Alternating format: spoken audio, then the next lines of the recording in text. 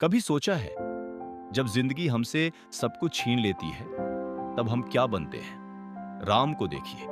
वे राजकुमार थे, चाहते तो आराम और ऐश्वर्य का जीवन जी सकते थे, लेकिन जब समय आया तो बिना किसी शिकायत के वन की ओर चल पड़े। इसीलिए नहीं कि वे मजबूर थे, बल्कि इसलिए क्योंकि मर्यादा उनके लिए राज्य से भी अधिक महत्वपूर्ण थी। अब हनुमान को देखिए। उनके पास अपार शक्ति थी, असीम ज्ञान था, लेकिन अहंकार नहीं था। उन्होंने कभी यह नहीं कहा कि मैं सब कुछ कर सकता हूं। उन्होंने केवल इतना कहा, यदि प्रभु की आज्ञा हो तो सब कुछ संभव है। इसी कारण हनुमान अमर बने। अब महाभारत की ओर चलिए। युद्ध भूमि में अर्जुन का हाथ कांप रहा था। सामने अपने ही लोग खड़े थे और मन बार बार प्रश्न कर रहा था, क्या यह युद्ध सही है? तब श्री कृष्ण ने कहा, न ऊंचे स्वर में न क्रोध में, बल्कि अत्यंत शांत भाव से, हे अर्जुन, तुम कर्म करो, फल की चिंता मत करो, क्योंकि तुम्हारा अधिकार केवल कर्म पर है।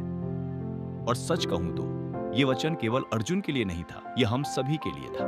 अब कर्ण को देखिए। वे दानी थे, वे वीर थे, लेकिन उन्होंने गलत संगति का साथ नहीं छोड़ा।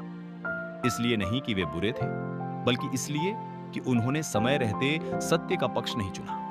जिंदगी हमें भी हर दिन ऐसा ही एक चुनाव देती है, और जब अंधकार अपनी चरम सीमा पर होता है, जब लगता है कि कोई साथ देने वाला नहीं है, तब द्रौपदी की तरह केवल एक नाम पर्याप्त होता है, कृष्ण।